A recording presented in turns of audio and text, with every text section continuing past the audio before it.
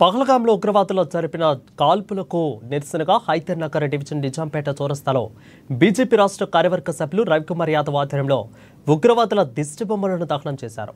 అమాయక ప్రజలను కాల్చి చంపిన ఉగ్రవాదులను పట్టుకుంటాం, మట్టు పెట్టాలని ప్రధానమంత్రి నరేంద్ర మోడీ కోరారు. ఇక గాయపడిన వారు త్వరగా కోలుకోవాలని ప్రార్థిస్తున్నామని తెలిపారు. ఆర్టికల్ 370 రద్దు తర్వాత జమ్మూ కాశ్మీర్ పర్యాటక కేంద్రంగా అభివృద్ధి చెందుతుందనని ఓర్వలేక ఉగ్రవాదులు హేయమైన చర్యకు పాల్పడుతున్నారని విమర్శించారు. ఇటువంటి దుశ్చర్యకు పాల్పడిన వారిని త్వరలోనే తగిన మూల్యం చెల్లించాల్సి ఉంటుందని హెచ్చరించారు.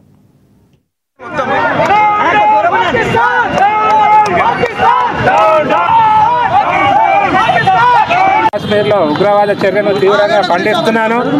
అసలు ఇది ఉగ్రవాదులకు పిరికిపంద చర్యగా నేను అభివర్ణిస్తున్నాను.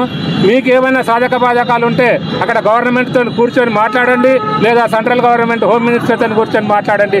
విదేశీయులు మన భారతదేశానికి పర్యటనకు వస్తే వాళ్ళ ఐడెంటిటీ కార్డ్స్ చూసి మీరు కాల్పులు జరుపుతున్నారు. ఇది ఎంతవరకు న్యాయము? అంటే ఒక వర్గాన్ని కించపరుస్తూ ఒక వర్గం వారిని మీరు టార్గెట్ చేసుకొని ముందుకెళ్తున్నారు. ఇది తీవ్రంగా నేను ఖండిస్తున్నాను. మరొకసారి థ్యాంక్ యూ. వచ్చినటువంటి పర్యటనలను మరీ పట్టుకొని హిందువుల ముస్లింలా అని తెలుసుకొని మరి హిందువుల మీద దాడి చేయడం చాలా బాధాకరమైన విషయం. ఇంతకుముందుకు మరి కాన్ఫరెన్స్లో కిషన్ రెడ్డి గారు మాట్లాడుతూ ఉన్నారు. మరి ఆయన మరీ ప్రత్యేకంగా చెప్పడం జరిగింది ఏంటంటే అసలు మీరు హిందువులా కాదా అని చెప్పేసి, ముస్లింలా కాదా అని చెప్పేసి మరీ పని కట్టుకొని చంపడం జరుగుతుంది.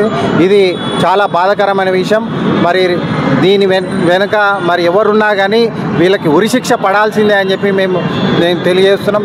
మరి వెంటనే ప్రధానమంత్రి గారు మనకి దీని మీద ఆయన